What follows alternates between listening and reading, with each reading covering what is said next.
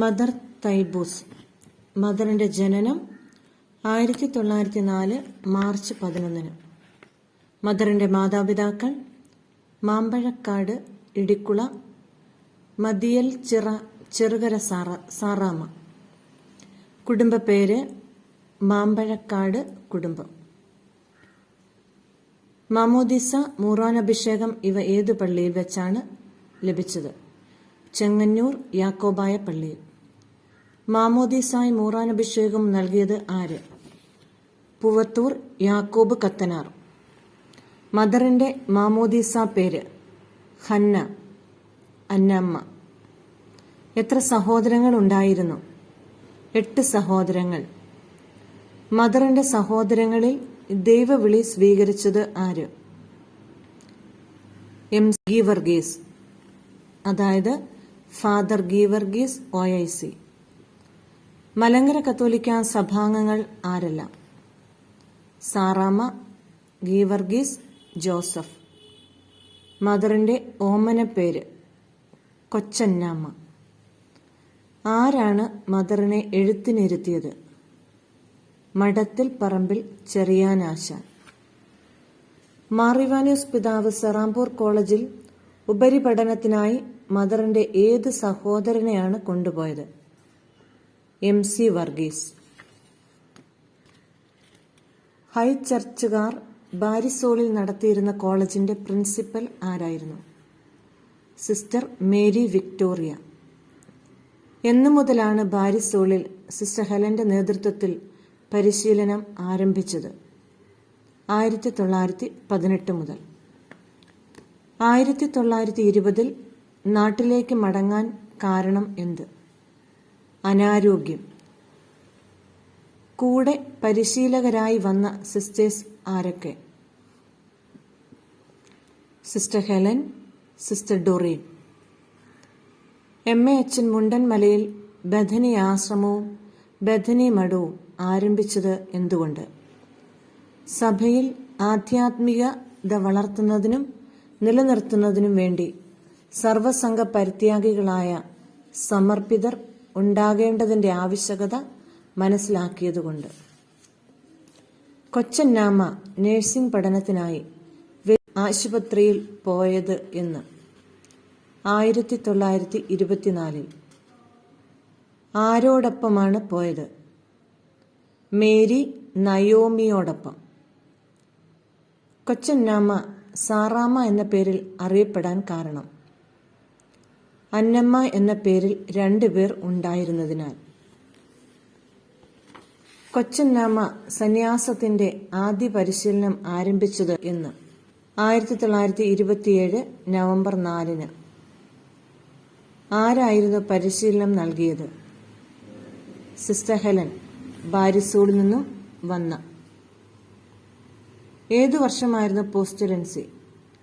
1928 June 26. എന്നായിരുന്നു നവശിഷ്യ പരിശീലനം ആരംഭിച്ചത്? 1929 ഏപ്രിൽ 6. ആരായിരുന്നു നവശിഷ്യ ഗുരുനാഥ? മദർ ധനഹ. ഏതു വർഷമായിരുന്നു വ്രതവാഗ്ദാനം നടത്തിയത്? 1930 മെയ് 12. സന്യാസനാമം എന്തായിരുന്നു? സിസ്റ്റർ തൈബൂസ്.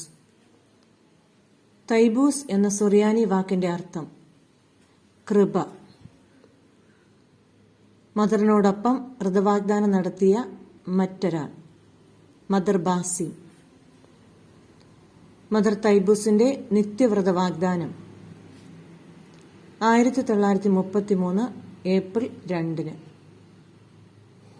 നങ്ങ്യാർകുളങ്ങര ബഥനി ബാലികാമഠം സ്കൂൾ ആരംഭിച്ചത് എന്ന്? 1931. നങ്ങ്യാർകുളങ്ങര സ്കൂളിൽ ഡ്രോയിങ് ഡ്രിൽ അധ്യാപികയായി സേവനം ചെയ്ത കാലയളവ്? 1933 മുതൽ 1936 വരെ. തിരുവനന്തപുരം തിരുവല്ല ഹയരാർക്കികൾ സ്ഥാപിതമായത് എന്ന്? 1932 ജൂൺ 11. തിരുവല്ല രൂപതാ സ്ഥാപനം 1933 നവംബർ 6. തിരുവല്ലാരൂപതയുടെ പ്രഥമ മെത്രാപ്പൊലിത്ത മാർ തെയോഫിലോസ് മെത്രാപ്പൊലിത്ത. സിസ്റ്റേഴ്സ് എല്ലാവരും തിരുവനന്തപുരത്ത് താമസമാക്കിയത് എന്ന് 1936. അഭിവന്യ തെയോഫിലസ് തിരുമേനിയുടെ ആവശ്യപ്രകാരം ആരെയൊക്കെയാണ് അഭിവന്യ മാർ ഇവാനിയോസ് പിതാവ് തിരുവല്ലയിലേക്ക് അയച്ചത്? മദർ ഹൂബ, മദർ ത്രിസൂസ്, മദർ തൈബൂസ്. 1939 സിസ്റ്റർ തൈബൂസിനെ തിരുവനന്തപുരത്തേക്ക് തിരികെ കൊണ്ടുവന്നത് എന്തുകൊണ്ട്? അനാരോഗ്യം, ചികിത്സാർത്ഥം. സിസ്റ്റർ തന്റെ സഹനത്തെ പ്രാർത്ഥനാപൂർവം സ്വീകരിച്ചിരുന്നു എന്നതിനുള്ള തെളിവ്. എന്റെ കർത്താവ് എന്നെ സ്നേഹിക്കുന്നു, അവിടെ തന്നെ സ്വന്തം വകയായി തിരഞ്ഞെടുത്തു, ഇനിയും എന്നെ താൻ ഉപേക്ഷിക്കുകയില്ല. ഞാൻ നിമിത്തം മറ്റുള്ളവർക്ക് എന്തെങ്കിലും ആപത്ത് ഉണ്ടാകുന്നതിനേക്കാൾ എന്നെ ദൈവം എടുത്തുകൊള്ളട്ടെ. തന്റെ ഡയറി കുറിപ്പിൽ നിന്നുള്ള വാക്കുകൾ. മദർ തൈബൂസിന്റെ പാവനാത്മാവ് നിത്യസമ്മാനത്തിനായി പറന്നുയർന്നത് എന്ന് 1947 ജനുവരി 27. അന്ന് തിരുവനന്തപുരം മദർ ജനറൽ ആരായിരുന്നു? മദർ ബാസി.